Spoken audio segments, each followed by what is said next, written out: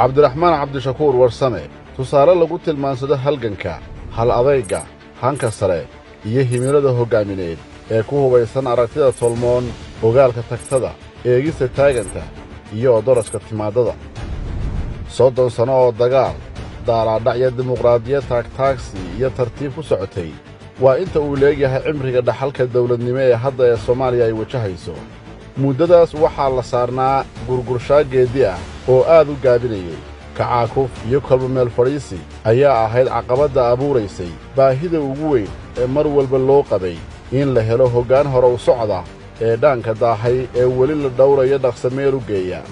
colka warafah lagu dayanaa waxay ahayd rajada madhamaatada ahayd ee dadku ay ka qabeen in bartilmaameedka la beegsanayo goor aan dheerayn la gaadho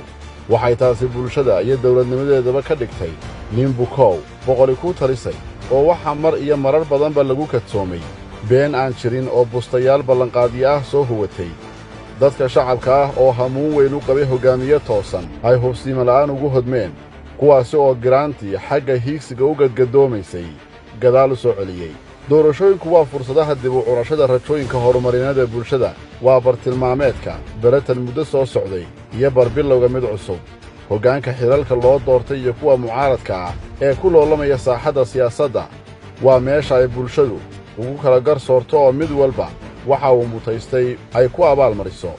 waa madasha iyo masraxa doorashooyinka guud ee lagu helo kalsoonida dadka iyo dawladnimadaba lagu horkaco sidaas daraaddeed doorashada sannadkan 2021 ka dhacaysa Soomaaliya waxay xiise gaar ah u leedahay ummadda Soomaaliyeed oo dhowrkii sane ee la soo dhaafay soo martay qalalaasa dhanka siyaasadda ah oo qaarkood ugu ay ahaayeen waxaana la kala dooranayaa hagaasinta nidaamka dawladeed oo halkeedii ka sii socota ama hagaajintiisa oo loo hawoodo hubaal waxa ah in dadka iyo dalkuba ay tan dambe u haraadan yihiin waana sababta hoggaamiyaha xisbiga wadajir mudane cabdiraxmaan cabdishakuur warsame hadda loogu arko dooqa koowaad ee shacabka isbeddeldoonka ah ee hilaadinaya dawladnimo dadka iyo dalkaba ugu adeegta dawga uu dastuurku jeexay isweydiintu waxay tahay maxaa mudnaanta siiyey mudane cabdiraxmaan cabdishakuur warsame kasakow aqoonta iyo fahamka qotada dheer ee mudane cabdiraxmaan cabdishakuur warsame uu leeyahay meertada siyaasadda iyo maaraynta juquraafi siyaasadeedka ku meegaaran waxaa lagu tixgeliyaa kaalintii hore iyo haddaba uu ku leeyahay mucaaradnimada ku qotanta toosinta iyo turxaanbixinta maamulka iyo milgaha dawladnimada oo haddii lagu sii eego mariseejinteeda ee ay ku hayaan madaxda xilka loo dhiibay aanay hamba ka hadhi doonin waxaa si gaara u xusid mudan halgankii uu mudane cabdiraxmaan cabdishakuur soo maray 4 sane ee la soo dhaafay markaas oo sida dad badan ay aaminsan yihiin ahayd mid ka mid a wakhtiyadii ugu adkaa ee mucaarad lagu noqdo dawlad Soomaaliyeed oo madaxdeedu ay awooddii sharcigu siiyey u adeegsanayeen afqabashada cid walba oo iyaga ka duwan dhanka fikirka ka go'naanshihiisa isbeddeldoonnimo oo kaashanaysa karti iyo karaan uu ugu adkaysto kulka iyo kadeedka wakhtiga ayaa cabdiraxmaan cabdishakuur warsame waxay u suuro gelisay in aanu u liicin yoolkiisa wax toosineedna uga leexan weerar waabis iyo warxumo tashiil iswatay oo awood milatari iyo itaal maaliyadeed oo uu dalku lahaa lagu bixiyey si loo aamusiyo codka dheer ee xaqsheegga u taagnaa xilli ay inta badan dadkii xayndaabka siyaasadeed ku jiray ay u qaybsameen qaar jiilaalka adag u jabay iyo qaar juuqda gabay natiijada ka dhalatay halgankaasi waxay noqotay in qof walba oo cabdiraxmaan maqlaa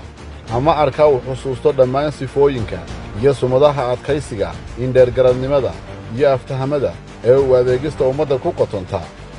intii halganka uu ku jira cabdiraxmaan cabdishakuur warsame waxa uu la kulmay tallaabooyin qallafsan oo ka dhana xorriyadihiisa dhaqdhaqaaqa safarrada qabashada kulamo waaweyn iyo sidoo kale weerarro toosa taasoo dhammaantoodba salka ku haysay dhaqdhaqaaqiisa dhanka siyaasadda haddii isbeddelka maamul ee doorashada hadda ka dhacaysa Soomaaliya laga jeedaalinayo inuu yahay toosinta turaanturooyinka dastuurka iyo dawladnimada soo gaadhay waxa uu tartanku u dhaxeeyaa cid mas'uuliyaddii loo igmaday marin habaabisay iyo mid looga maagay